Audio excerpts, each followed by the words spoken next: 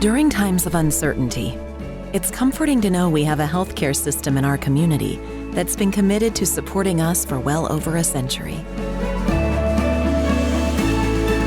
In this current time, we are standing together, and our bond is stronger than ever.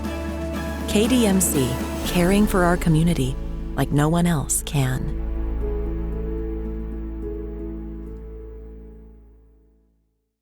I guess first thing would be a lot of fouling, especially in the half. You guys cleaned up a little bit in the second half, but still 16 free throws the first 16 minutes. You know, it was going to be a physical game, just given Kentucky and how they play. But you know, how do you? I mean, was there a message on that team? How do you want to bring that forward? Declan, there's a bunch of noise behind us. I think I got most of your question about fouling and how we address it moving forward.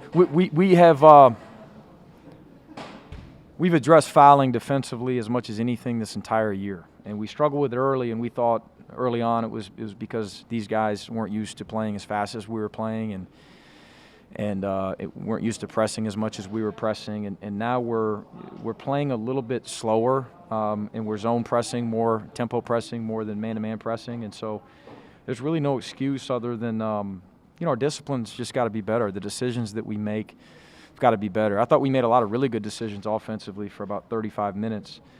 Defensively, I thought outside of the live ball turnovers that led to transition points for them, which is an offensive issue, of course, in addition, outside of fouling, I thought we were really good. Got a defensive rebound a little bit better, of course. But fouls continue to be an issue. My guys play really hard, but when you're playing really hard and you're switching some defenses, you're closing out to maybe a different guy that you were responsible for a few seconds earlier. We've got to understand how to guard that guy without fouling that guy. Especially in the last 10 minutes, really traded possessions, went back and forth a lot. You guys have a young team that doesn't have a ton of tournament experience or kind of late in the season experience. Do you think this is a good game getting you guys ready for kind of tournament, SEC tournament, just kind of really meaningful late season games? Yeah, I think anytime you can win a close game, especially against a high level team and program, especially on the road, there's a lot to take from that and learn from that. Really win or lose,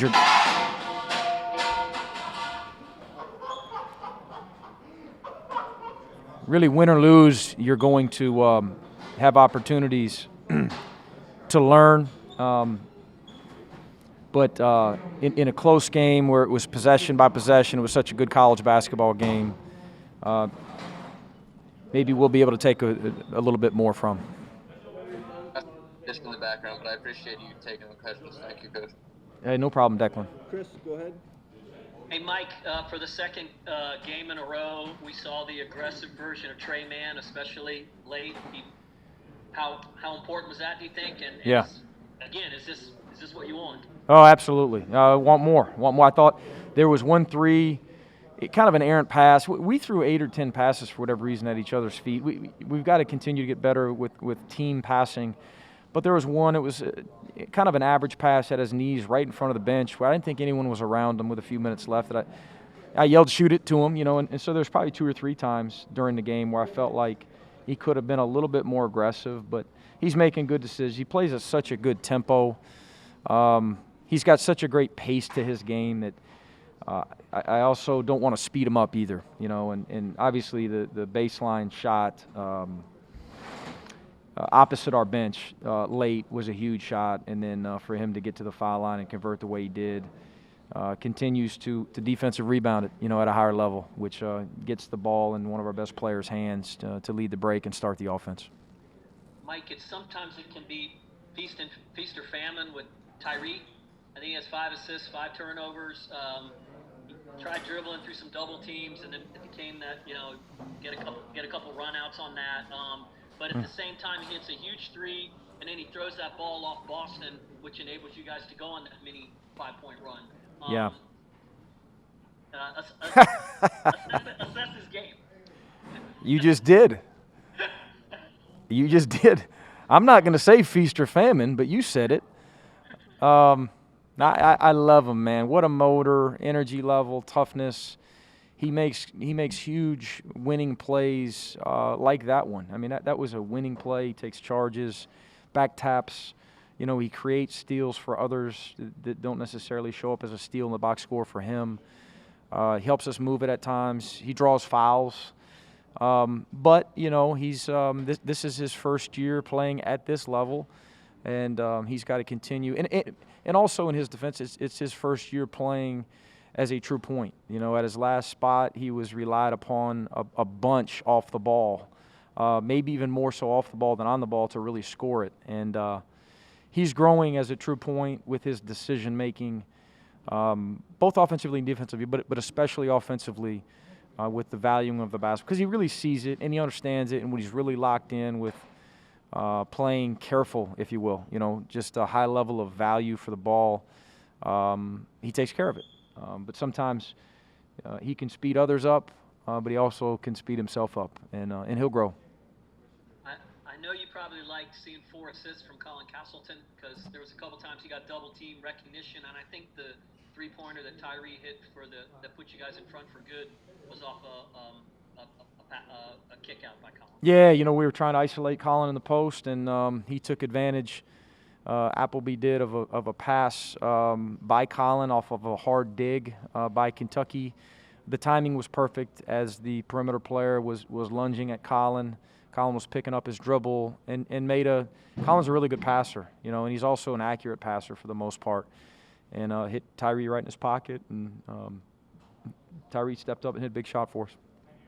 All right, last thing, wins in Kentucky are this is the 11th all time. Just in the bigger picture, I mean, just how good do these guys feel right now? Yeah, they're fired up. They were the other night too, you know, at Auburn, and we've had some big road wins, and you know what we've got to do is get back and rest, and we got to take advantage of Monday. You know, we got to flush this one tomorrow. Some of these guys are a little bit banged up. We got a really quick turn. You know, our last 3 opponents, Chris, as you know, have a bunch of prep time. This team has not had much prep time for anything, really, since the huge adversity that we faced before Christmas. And we've got another quick turn, and then another quick turn after that. And so we've got to rest. We've got to take advantage of Monday and Tuesday, lock in on Missouri, but lock in somewhat on ourselves as well as we continue to evolve. That said, circling back, Chris, to win at Rupp Arena under any circumstances is a pretty neat thing. To win on the road in the SEC is really hard, but this place is obviously very, very difficult.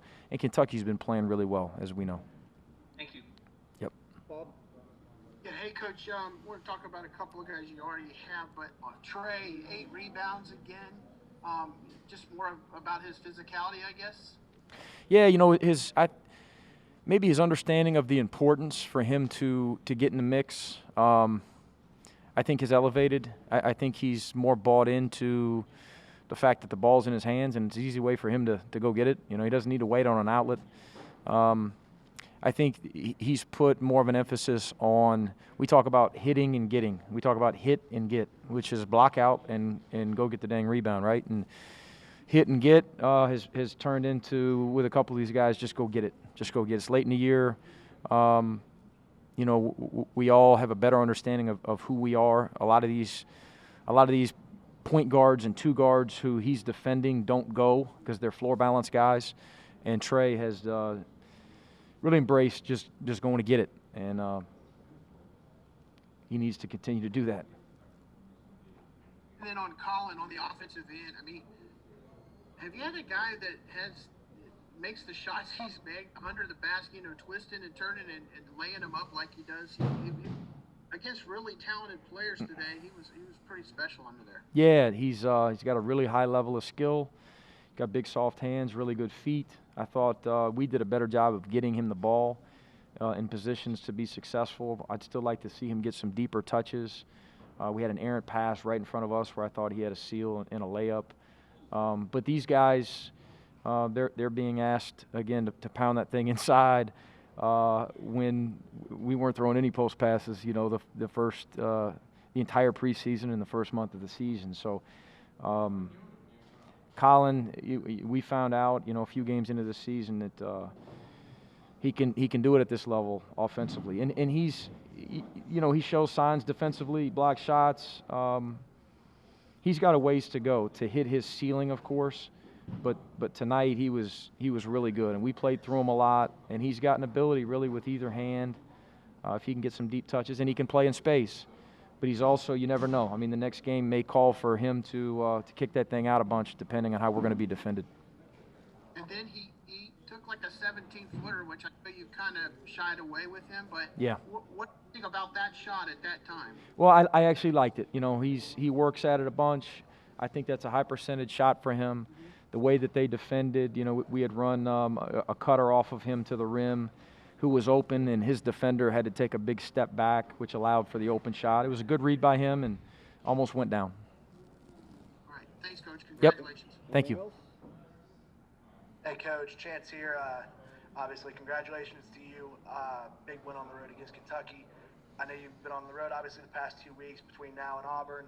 How excited are you to get back and, get home back to Stephen O'Connell Center and try and get another win versus Missouri? Yeah, really fired up. Excited to, first off, get on this plane here, Chance, and watch this film and see what we did well and what we've got to continue to work on, and for our guys to recuperate a little bit tomorrow, get back at it on Monday. We love playing at home, but we'll have to be really good, of course. And this is a Missouri team that's about as experienced as any team in our league and maybe the country. That they execute and they defend and they're tough and they're physical.